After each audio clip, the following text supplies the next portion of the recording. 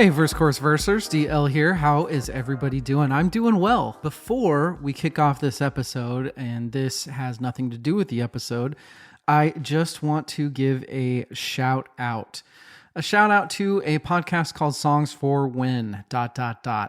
It is our British counterpart that started a little bit before us, but fairly similar beginnings. We recorded an episode with them. Rachel and I did Best Music Videos talk with George and M from Songs for When. It has posted on their, you can go to their Instagram at Songs for When. They have a link tree there. iTunes, they're big on iTunes. I think Google Play. But yeah, please check it out. If you do like this podcast, go check that episode out. They really are. They're wonderful people. It's been really, really nice to have another podcast to kind of know that it sounds lame, but to just know that somebody's there liking your stuff, going through the beginnings of it too. Starting a podcast, there's this weird sense of egotistical, am I doing this because I am such a megalomaniac that I have to hear myself talk all the time sort of stuff. And then I look around and I see people like George and M that are doing podcasts, and I realize that nope, like, very good people do these. There's also this aspect of podcasting where, to be honest, I've been in talks with some other podcasts. I've been reached out to, and a lot of podcasts aren't as friendly, which, hey, I get it. It's a cutthroat business. Not only that, but I can see where we might be as a podcast, maybe a little grating. We have a couple of personalities, including myself, that I could see would be annoying to specific people. But there are definitely some podcasts out there that are not going to want you to be a podcast. And so it's just nice to partner up with somebody. And then when we did record, it was funny because George and Rachel are so incredibly similar, and Em and I are so very similar that it just seemed, it was kind of a kismet sort of thing. I had a brilliant time talking with them. They're just beautiful people. I have a crush on both of them. You're both married, I know. So no offense, significant others. I mean that in the kindest way. Us Americans, we're just used to getting what we want. So sorry. Anyway, Songs for When. Check them out. George and M, we love you. Thank you so much. Let's get to the episode.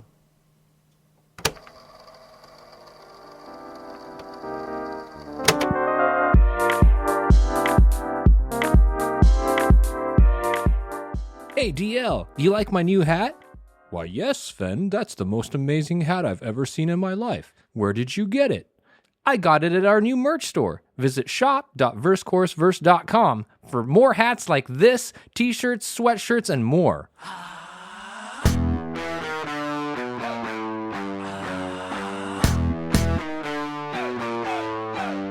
Coming up on Verse Chorus Verse, all those who meet me shall live in fear of the question, who is the greatest band of all time? That is next.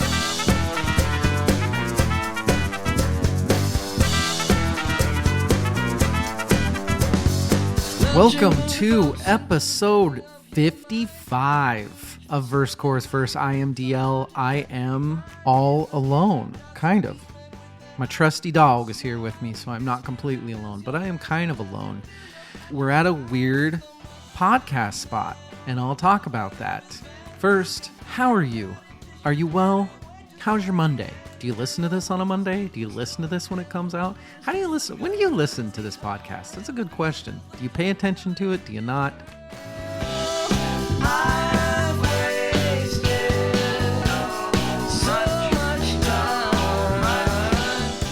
I listen to podcasts a lot at work, so I'd just be complete honest. I probably catch about 40% of it. Hopefully that's the case for you. For God's sake, don't intensely listen to our content. It is not good enough. Sorry, Rachel, Evil, and Sven. Of course, I'm talking about myself, not you. Anyway, why am I alone? Why am I doing this by myself? So here's the thing. We're in season 2. Podcast is doing great. Our listeners are growing very, very well for the amount of time our podcast has been around for. We are in a very, very high percentile of downloads and streams, if we trust the numbers. In another year or two, are we going to have sponsors? Are we going to make a little money? It's definitely possible. It's looking like that could very well happen.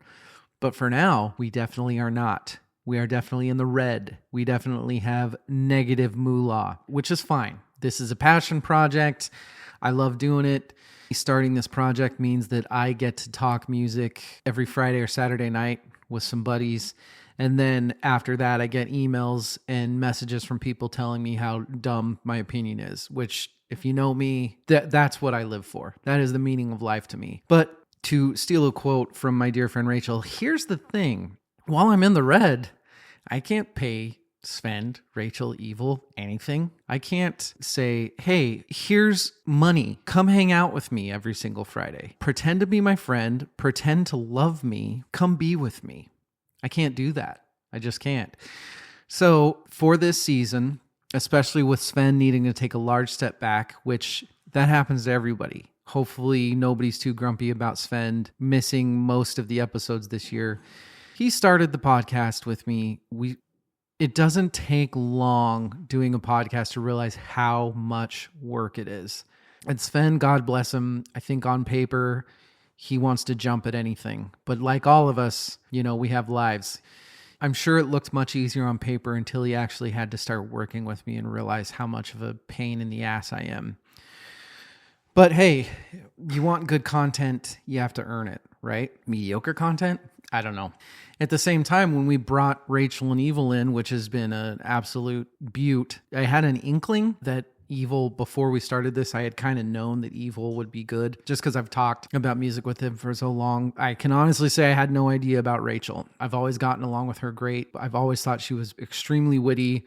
She's really quick, well-spoken, which translates incredibly well to a podcast. I had no idea, though, that having her on, that it would really work. It would really add something incredibly special to the podcast. So I really lucked out in being able to bring on those two. That said, they have lives and they actually like sleep. So I can't just make them do every episode with me. The point that I'm getting at is I felt comfortable basically saying to them, hey, look, can you do half the episodes this year? Can we mark you down for 50%? And then once I can start paying, hopefully in a year or two, then we can have the discussion of what's fair, what's not. Then we start the company. We gradually begin to loathe each other. The backstabbing starts. And then it's just a beautiful business. Then we're exactly where we want to be, touring and hating each other. But for now, Rachel and Evil this year are going to do about 50% of the episodes. Sven's going to do a couple of rotation, and that's about it, which is fine. He's a busy guy. I just love that we get to have him when we do. Rotation being 14 or 15 episodes. And then I am going to do a couple episodes of rotation myself because that's the way it works. Will it work? I don't know. This is very weird. It's really hard sitting here and rambling for an hour and a half trying to get an hour's worth of content. You feel very stupid very frequently, but that's okay. There are a couple of my favorite podcasts I listen to that's mostly just one person talking and talking and talking. Some people are really, really good at that. Some people are really... I'm not going to edit that just so you can see what I'm dealing with myself. Some people are really, really good at it. Some people are not. I think I'm pretty meh. So, hey, if this is terrible content, let me know. We'll work on something else. I spent a really, really long time trying to think of what would make good content.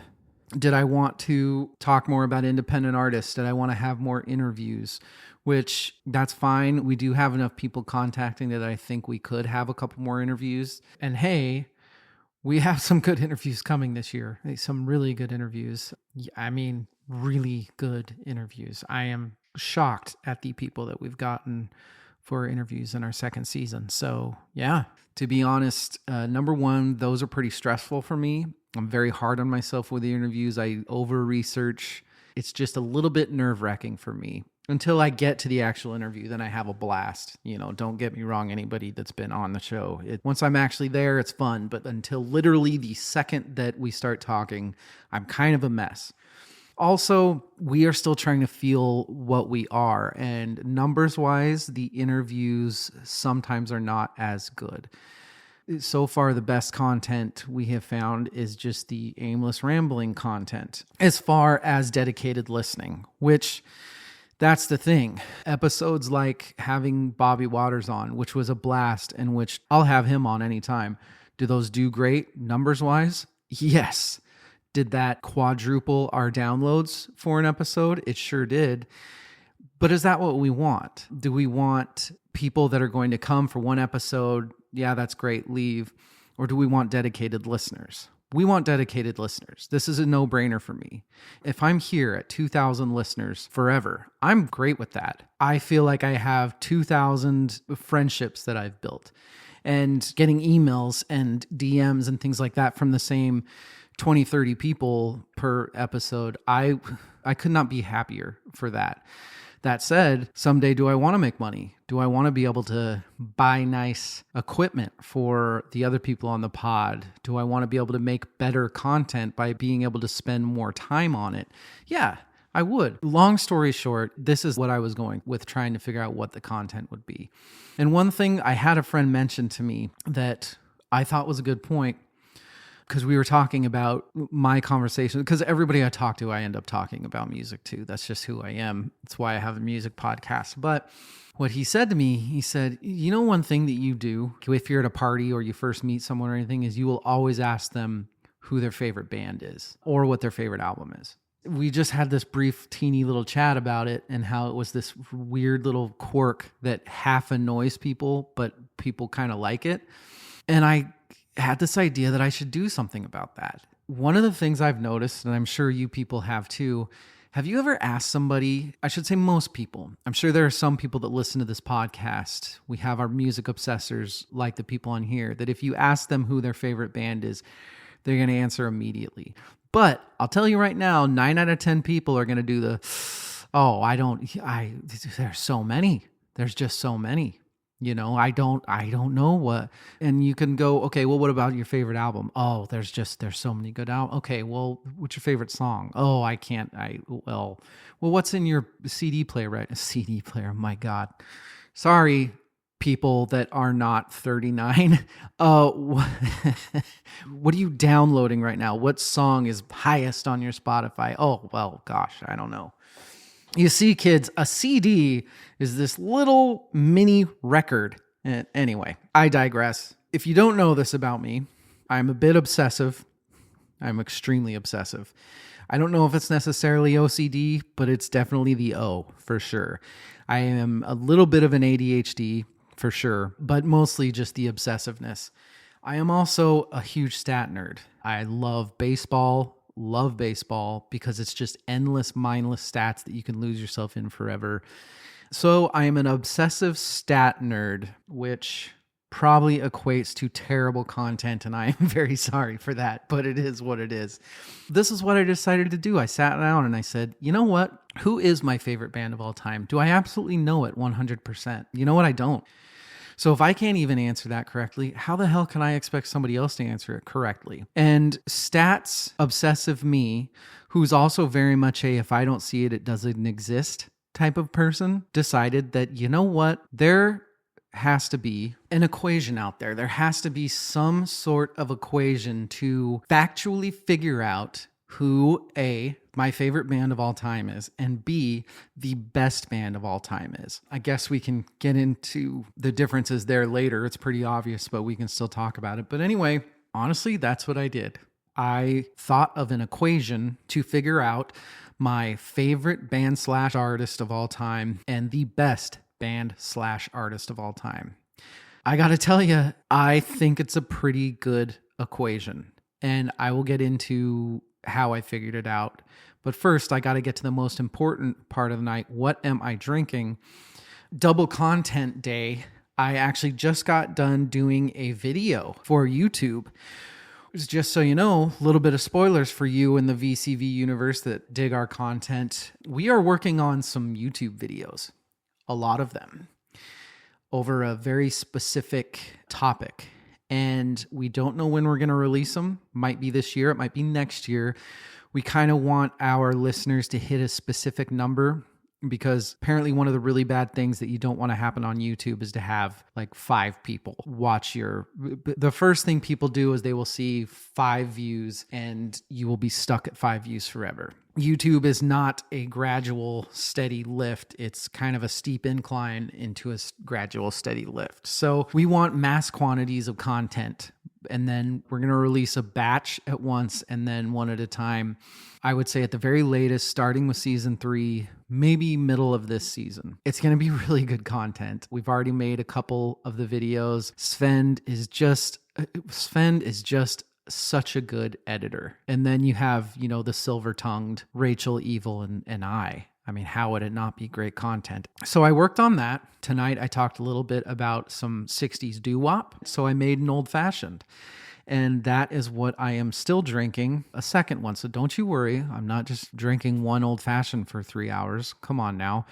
2 ounces of Buffalo Trace, some simple syrup, orange peel, express. The way I make my old-fashioned is I pour the simple syrup in, 2 dashes of bitters. I put the orange peel in there and then I muddle it, not heavily, light muddle, just getting the oils out of the peel. I add the ice first, and then I pour the whiskey over the ice to already start the cooling, stir it for, 15, 30 seconds, whatever. Bob's your uncle. That is what I have. I also have a water here, health first. Whiskey, water. What else do you need in life? Not much. That is what I am drinking. Let's get into the equation, the great search for my favorite band and the best band / artist of all time. We will be right back. We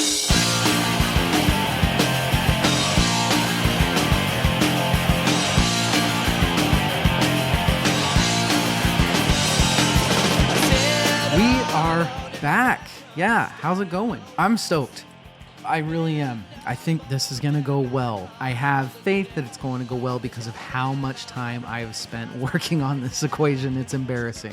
But I have months. Started with a very complex one, went down to a simple one, added to more. This equation has changed so much, you would not believe it.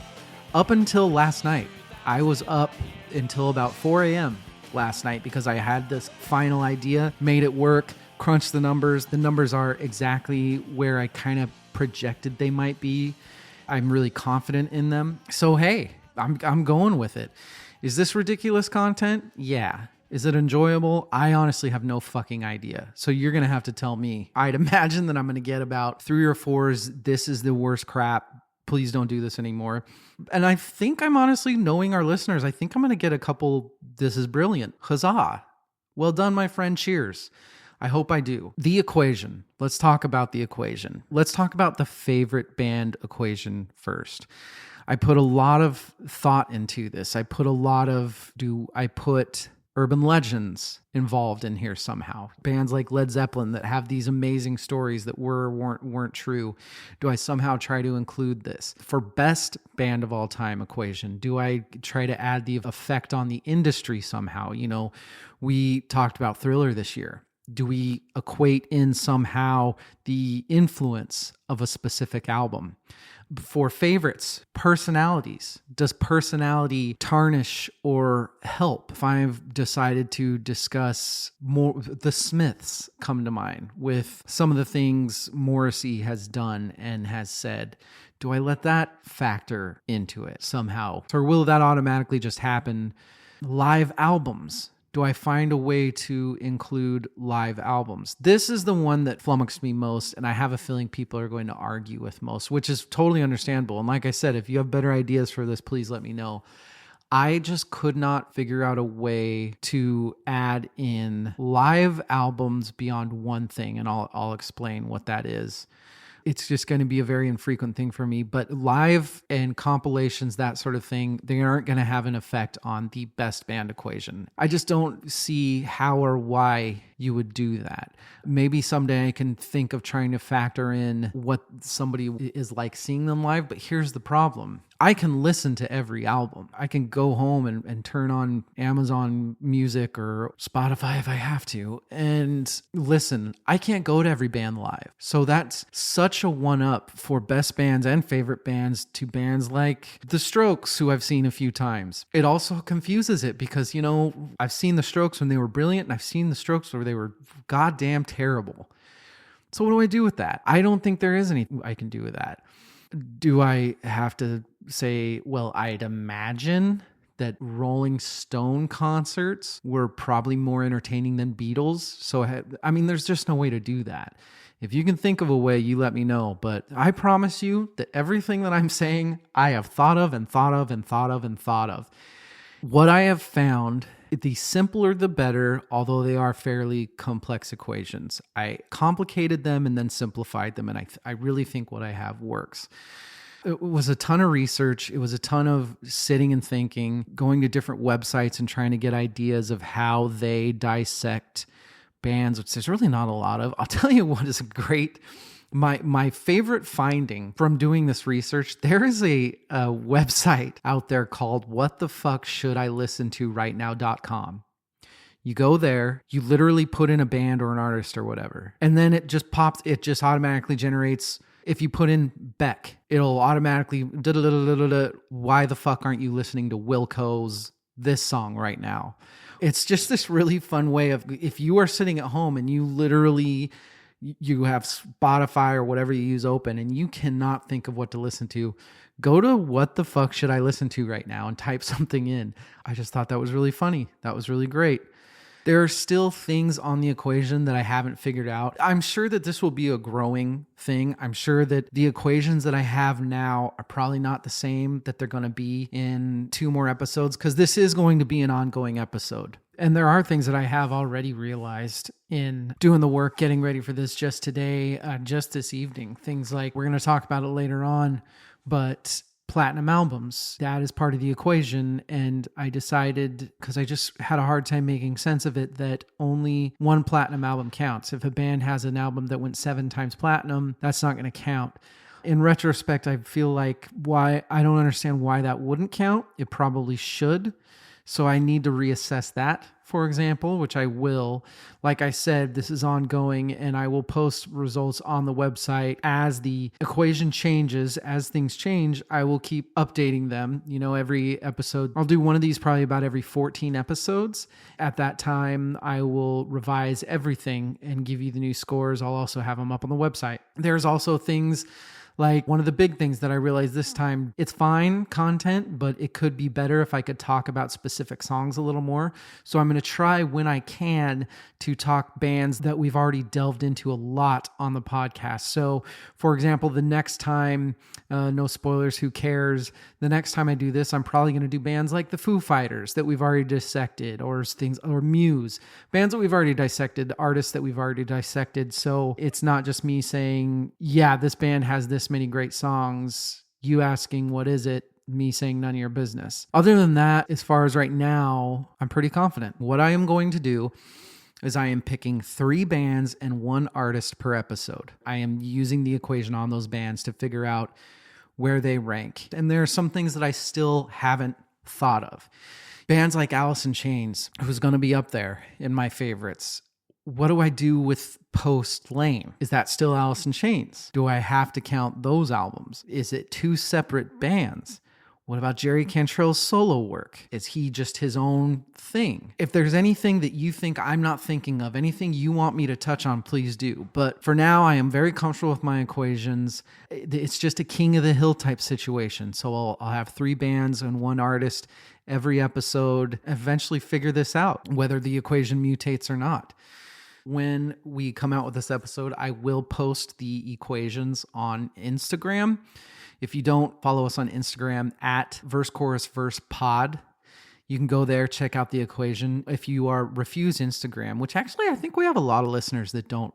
It seems like we have a lot of listeners that don't Instagram it, which good for you. Definitely not knocking you for that. Go to versecourseverse.com. I will have the equation there as well. In fact, I'll probably even just do a subcategory in our website that says that, because it's going to be really hard to explain without you being able to see the visual. I am going to explain to you right now, the favorite band/artist equation. And I will tell you what that is. I took each band or artist and I split up their entire discography of studio albums, compilations, soundtracks, songs that they had on those were usable as long as they did not appear on any of their albums. So if a band did a song specifically for a soundtrack that was never on an album, which is something that was a lot more common in the 80s and 90s, then that song counts. No other types of compilations so I took every song out of their studio album discography and I separated them between amazing songs, good to bad songs, and terrible songs. The first part of that equation works as amazing songs multiplied by 2 plus good to bad songs minus terrible songs multiplied by 2 over total number of songs. Sounds complex when you're just talking it out. It's actually pretty simple, right? The second part of that equation is even easier. It is how many vinyls of that band or artist would I buy over 10 divided by 10. Okay. Simple stuff. It's a good way to level out full albums because I wanted albums to matter. I wanted a full decent album to matter in this. So it's my opinions on songs. It's albums I would buy added up together. That's the equation. A lot of dinking around with this. It was once much more complex. The numbers didn't work. And so far, I have done this about 5 or 6 times and the numbers have seemed to make sense. So that's what I'm doing. Anybody think it should be something different? Let me know. And then we have the best. And this is kind of one of the other reasons that I wanted to do this whole thing in the first place. One of the things I've learned doing this podcast is how different my taste is from everybody. From people who I thought I had exact same taste with, and how many people of whom's opinion I respect that have very different opinions than me on specific bands. So that's why it was important to me to do favorites, best, and then compare and contrast, because I kind of want to see where I am wrong or just differ from most of society. I don't know, whatever you'd want to call it. That intrigues me. Let's talk about the best band equation. This is a lot more statistical, factual. This is all based on sales, hits. So what I did is I took songs that have either hit number 1, and just so we're clear, because there are a lot of different charts and I don't want to have anybody arguing with me on using the wrong charts. It's complicated. Billboard's has, 50 different types of charts. There's the Hot 100s, there's this, there's that. So I'm going to tell you exactly what number I'm using. What I have done is I have gone to the discography of the band in Wikipedia. They have the band Wikipedia, and then they have the band discography Wikipedia, which much further breaks down numbers and sales and things like that. I went to that band's discography. I went down to singles, and under singles, it has peak chart positions. Anything that was US for that band, any type of US, not just US, it can be US adult rock, US country, anything. Those are the numbers that I counted. So the equation is number 1 hits, according to those Billboard charts, or Rolling Stones just redid last year their 500 greatest songs of all time. To me, this is a great way of gauging what quote-unquote society thinks great songs are, being that Rolling Stones is the most popular musical media there is. Stick with me here. First part of the equation is either number 1 hits or songs that are in the top 250 of best Rolling Stones songs. Those songs together times 2 plus songs that were in the top 40 or were in the top 500 to 250 of Rolling Stone's best songs. Okay? All those over total number of songs again. And then the second part of the equation that we are adding to that is sales. So platinum albums times 2, 1 platinum. So they don't get a times if their record went 7 times platinum. Plus gold albums over 20. Once again, 20 is just an equalizing number. Those are the equations. That's what we've got. If you don't like it, you can shove it. But you don't like it, you love it. Just stole that from Weezer. Another great Weezer song. Speaking of, can't wait to do them. Ooh, that's going to be a tough one. They have come out with a lot of crap and also a lot of stuff that I love. So hey, cheers. This is why we're doing this. It's been a long time since you wore your pillbox hat. It's been a long So, time. how do I pick the bands and the artists that I'm doing? I'll tell you how. I'm taking one band that I think will mark highly on my favorites. I'm taking one band that I think will mark highly in best of all time. I'm taking one consequential band, a band that maybe we've been talking about a lot on the podcast just by happenstance. That's one thing that I've found doing this podcast is I don't know if it's just a mental thing or that we have the same topics pop up, because when you're talking about one topic, you think, oh, hey, what if we do this? But there are just certain bands that you end up being around a lot for weeks and weeks at a time. So I'm going to take one of those bands, and then I'm going to take one artist an episode. No specific who, how, what, why. Just taking one artist per episode. And this week, here are my 4. The band that I've decided is probably going to mark highly in best band of all time. And to be quite honest, I just wanted to get it over with because I have a very complex relationship with them, which I'm sure we'll get into more at some point on this pod. Green Day, the aspect of the equation that is the platinum albums and the golds. This part of the equation, so I changed that part a lot, and this was the one that ended up making the most sense, but this will help longevity. So there are bands like Green Day that honestly, I'll get into it more when I talk about Green Day. Green Day is my choice for who I think is going to mark highly on best bands, which I know some of you are rolling your eyes, but you're going to have to hear me out. We'll talk about it. Favorites, a band that kind of is a dark horse for me, a band that when somebody asks me who my favorite is, my mind does not go to them. But then when I see their album what vinyl do I want to turn on right now? I always stop at them and think, I'm in the mood for this, because I'm always in the mood for this. That band is Cake. Cake, deceptively fantastic band. So that is the band who I thought would mark high on my favorites. And then consequential band that I have been talking about a ton. I'll be honest, I've never listened to them a lot. I don't own any of their vinyl, which is shocking to me now that I've sat and I've thought about it. But a band that we've talked about a lot because of 1969 and Woodstock, and they are a fantastic band with fantastic stories. Creedence Clearwater Revival. That is the consequential band that I picked for this one. And then artist, because I talked about it earlier, and it's something that I need to figure out. He's also been in my head a lot lately because he came out with an album last year. Did I think that his markings were going to be high on either? Not really, but it's kind of a fascinating subject to start with, and that is Jerry Cantrell. Member of one of my favorite bands of all time, possibly my favorite band of all time. Solo work is very different for anybody involved with a band that you love, because there's a little bit of that tinge that's great. Why aren't you with the band that I love? Which, hey, not fair to Jerry. He can't really do that, can he? Not with Lane, anyway. That's it. Green Day, Cake, Creedence, Jerry Cantrell. That's what we're doing the first episode. And I'm happy with those picks. I'm going to take a quick break. I'm going to take a couple sips of water. Man, being on your own, talking. Whew, it's a thing, man. I don't know how DJs and stuff do that. It's exhausting. I'm going to take a break, put on some good tunes. I'll be right back. Magnifiers turn your sunshine to hell. Time you leave this place you know all so well.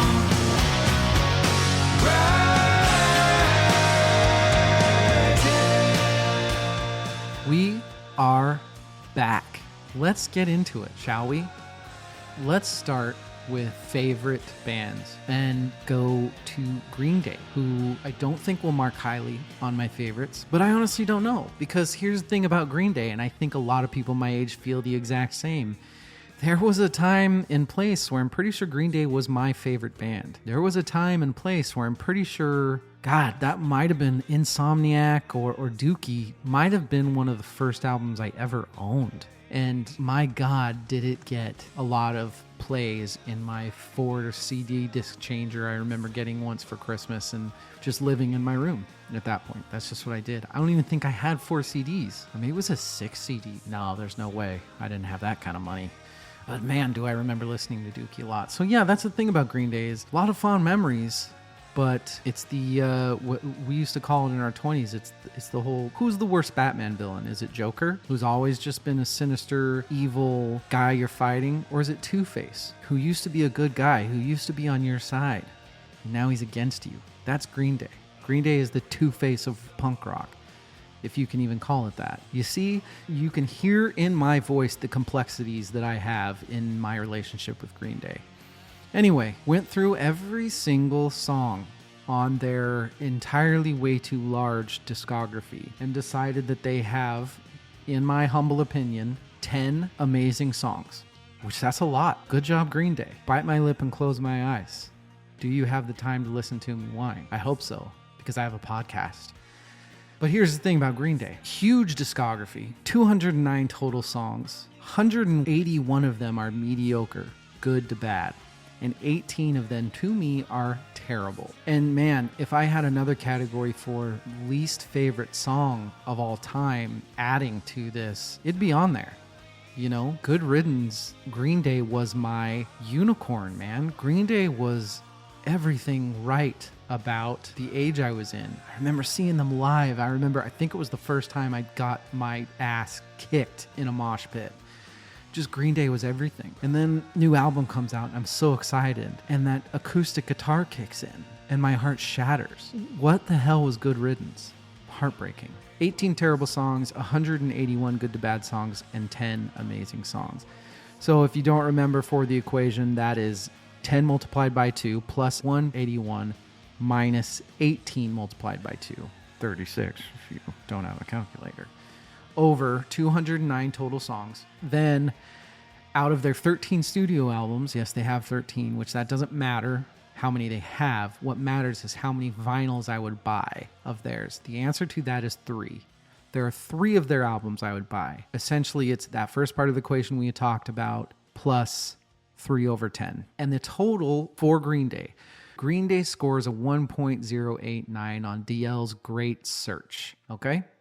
And now let's go to Creedence Clearwater Revival. Creedence, I didn't really know what was going to happen. And just so you know, I know that it's a little bit ambivalent and it's a little bit broad because I'm saying, hey, Creedence had this many great songs. I'm sure that there are a lot of you that are saying, well, what the fuck are they? What do you think the great songs are? I can't really do that because it will spoil so much other content in the pod.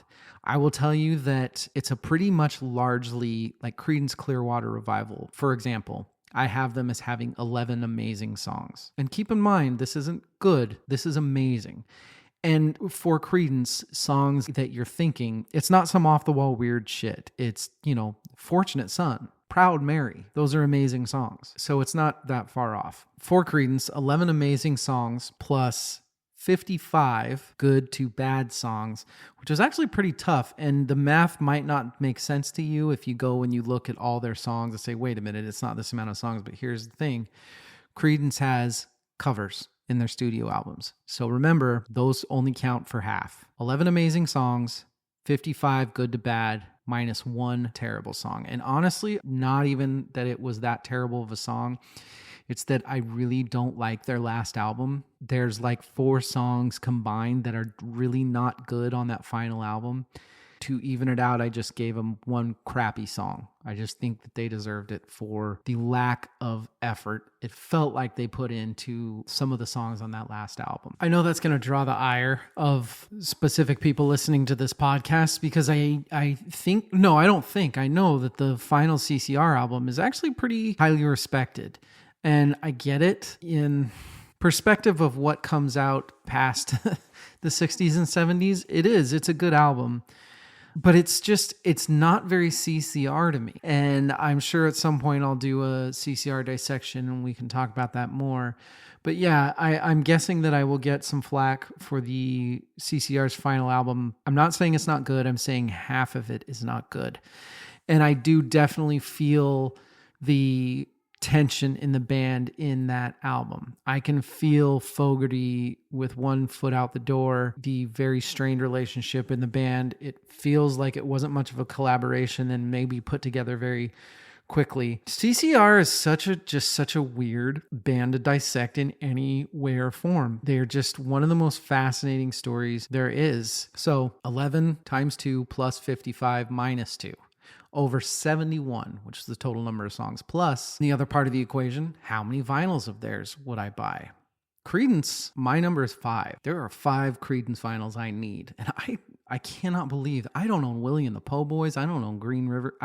It's insane that I don't own any Creedence. So garage sales, here I come, because that is something we shall have to remedy. That is the equation though. So 5/10 for the amount of albums I would buy. Creedence Clearwater Revival's score in David's Great Search is 1.556. Right now we have Green Day at a 1.089. We have Creedence at a 1.556. Sounds okay for now, right? Let's go to Cake. Cake, a band that hasn't had that many albums, 6 studio albums. I didn't realize it until I really started researching for this, but there are a couple Cake albums. Wow. Just amazing song after amazing song. Bam, bam, bam, bam. And I don't want to spoil anything because I'm actually kind of excited now to do a Cake dissection. But there is definitely one part of their timeline as a band. There's a big shift for Cake. But man, there are a few albums, a couple specifically, that are they just fit me, man. They're just good. So I have 24 amazing Cake songs. And I will fight anybody that disagrees. Seriously, they have amazing songs. 45 good to bad songs, and then 2 shitty songs. And like I said, the crappy songs are on one part of the career, and the amazing ones seem to be on the other part of the career. So that's over 71. They have 71 total songs. They had some covers too. Great covers. Perhaps. The Guitar Man, they do really good covers, but they just can't be marked as amazing. And then plus albums that I would buy of theirs. Out of their 6 albums, I would buy 5. Honestly, I'd probably buy 6, but I wouldn't seek all of them out. 5 of them I would really want to own on vinyl, and I already own 2 of them. So Cake's score for DL's favorite band equation ended up at a 1.754. So we have Cake at 1.754. We have Creedence at 1.556. We have Green Day at 1.089. Now, to me, these numbers completely make sense. And then we end with Jerry Cantrell. An artist like Jerry Cantrell, it hurts and it hinders him that he's in one of my favorite bands of all time. It's just so easy for me to hear a song and go, what are you doing? Like, why are you doing this? But then it's also really easy for him he plays a guitar lick and it makes me so happy because that sound, that beautiful guitar sound that I'm used to hearing. The only problem is then I'm just excited and my ears are expecting Lane to kick in, and it's Jerry. Who, hey, Jerry's got a great voice, but it sure as shit ain't no Lane Staley. I think we all know that. Jerry Cantrell has 7 songs that I would call amazing. He has 4 terrible songs. And there's just a lot of, it's not even that you just get to a point where a lot of the same stuff, he sounds very similar. You know, he only has 36 songs. He only has a few albums. I didn't count the extra degradation trip that he came out with, like the bonus demos, all that sort of stuff. I don't count that stuff. 36 total songs, I'd say at least, well, obviously because it's in my equation, but I have 24 of them being good to bad, just mediocre blah. And I think that's why I ended up with 4 terrible songs for Jerry, because you get to a point where after the 4th song where it all sounds the same and it's all doing the same thing. Come on, man, this is terrible. Yeah, so 4 terrible songs, 7 amazing songs, 24 good to bad songs over the 36 total. And then albums that I would own, well, it's still Jerry. He's still the guitar player in one of my favorite bands of all time. I would buy Boggy Depot, Degradation Trip, and Brighten. I'd buy all of them. So 3 of his vinyl, and he only has the 3/10, making Jerry Cantrell's final score for the Great Search equation 1.333. In summation, for my favorites so far, we have Green Day at 1.089. We have Jerry Cantrell at 1.333. We have Creedence at 1.556. And we have Cake at 1.754. I want to hear who is blasphemed that I like Cake more than CCR. I want to know who thinks that's ridiculous. I want to know who is mad at me that Green Day isn't higher. Do you think that since they've been around forever, because they really have, man, they've been around forever. And they are. When you are multiple generations' favorite bands, because the next generation, keep in mind, they all got down with, Minority and the Lonely Road song and Know Your Enemy. They had a whole other generation. And I feel like they even have more now. They just keep going. It's amazing. But that's why we did the best equation, right? Right. And this is where I think I'm going to make a lot of friends and a lot of enemies. So let's get into best band of all time. We'll just start with Cake, who so far is my favorite band. Cake only had one number one hit ever in Never There, which that song doesn't do it for me. Kind of funny that it got so big. They did have 13 top 40 songs, which shocks me. Yeah, rock and alt rock, 13 top 40s out of 71 songs. I mean, that's really good. Good job, Cake. I had no idea. They did not have any songs in the top 500 Rolling Stone songs. I'm not at all surprised by that. I thought maybe one might make it on there, but nah, they're too busy putting Drake on there anyway. Doesn't matter. So we have one number one song multiplied by 2 plus the 13 top 40s over their 71. And then we have platinum and gold albums. Cake actually has 2 platinum albums. I was a little bit surprised to know that. I did not realize that. They have 2 platinum albums. They have 1 gold album, leading Cake in the best band equation, equating to 0.461. Not that high. I will tell you that the numbers in this tend to be a little bit lower, but yeah, not looking good for Cake. And to put that in perspective, let's go down to Green Day, who I personally thought would have a much higher score than Cake for obvious reasons. Those obvious reasons being their 12 number one hits. They have had 12 number one hits, man. Longview, Basket Case, When I Come Around, JAR, Minority, American Idiot, Boulevard of Broken Dreams, Holiday, Know Your Enemy, Bang Bang, Still Breathing, and Oh Yeah! Exclamation point. That is 1994 to 2021. I mean, shit, give it up for that. That's incredible. Can't even hate on that. They've had 12 songs in the top 40, which that's a lot too. That over the 209 songs that they've come out with. They have had 7 platinum albums. 7. And they have had 2 gold albums. They had 1 song on the Rolling Stones Top 500. It is number 150, and it is Basket Case, which I can actually get behind that. I see that. All told, in the search for the best band of all time, Green Day came out to a 0.982. Compare that to Cake's 0.461. I think that makes sense. But here we go. This is where it gets interesting. Creedence Clearwater Revival versus Green Day. We have Longevity versus Short Blast of Brilliance. And I am okay with the way this turned out. Some of you are not going to be, and you're going to have to let me know because I'm intrigued. Another incredibly intriguing fact about Creedence Clearwater Revival. Did you know that they hold the record for having number of number 2 hits and never getting a number 1 hit? Creedence never had a number 1 hit. That's what happens when you release everything in 1969. Sorry, too much good stuff. Yeah, 5 number 2 hits, not a number 1. So no number 1 hits. They did have 2 songs in the top 500 Rolling Stones best songs of all time. Number 227, Fortunate Son, and number 152, Proud Mary. I think it's insane that they don't have at least one other song on here. I think it's insane that Fortunate Son isn't ahead of Proud Mary. It surprises me. Not necessarily that I think that, but that Rolling Stones would put that.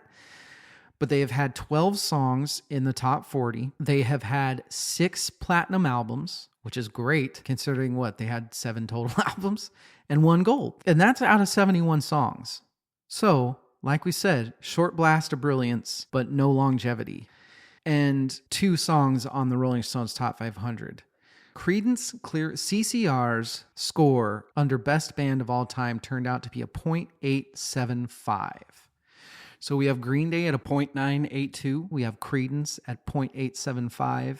We have Cake at 0.461. That's where I think I'm going to have the most issue with you. Who's going to argue with longevity shouldn't matter? It's funny because on a personal level, I completely agree. But when we're talking about best band of all time, when you're talking tours and amount of people they have put in jobs in the music industry for the past 30 years, like we talked about, 3 generations of number 1 hits, 3 generations of high school kids going Green Day, man. Yeah, I can't. I think that's right. I think that they should have a fairly significantly higher score than Creedence Clearwater Revival, as blasphemous as that probably is to say. And then let's end with Jerry Cantrell, which I think you already know he's not going to be anywhere near there. And that's okay. You know, he's had 3 albums. He's had 0 number 1 hits. He's had 6 in the top 40, but he has no gold or platinum albums. So it's just no shot in hell. But, you know, 3 albums, solo stuff. He's still been in Alice in Chains the entire time. Not a big deal. When we get to the numbers for Alice in Chains, man, if we were doing multiple platinum albums, other bands would be in trouble. But this is about Jerry. Jerry scored a .167 on Best Bands of All Time / Artists. And that's where we are. Those are the 4 that we had for today. I will finish by giving you the final scores. DL's favorite bands of all time. Right now, we have ranked number 4, Green Day at a 1.089. Ranked number 3, Jerry Cantrell at a 1.333. Ranked number 2, Creedence at a 1.556. And ranked number 1, no surprise to me, Cake at 1.754. And then we have the best bands of all time. We have Jerry Cantrell at a .167. We have Cake at a .461. We have Creedence with a huge jump over at .875. But then we have Green Day leading the pack at .982. And that's it. Let me know what you think. I swear I have 0 clue. This is either going to be incredibly interesting to you people or the dumbest, worst, most terrible content you've ever heard. If that's the case, I honestly apologize. I promise I put so much work into this. And at least know that if this is terrible content, I worked hard to try to make it good for you guys because I love you all so much. VerseCourseFirst.com at VerseCourseFirstPod. Thank you, everybody, for letting me ramble and ramble and ramble. I've got to get to hanging with my daughter. I can hear her going nuts in the other room. I am going to go have a drink and enjoy the rest of the night and maybe start thinking about the next 4 for the next episode. Love you all. Good night and good luck.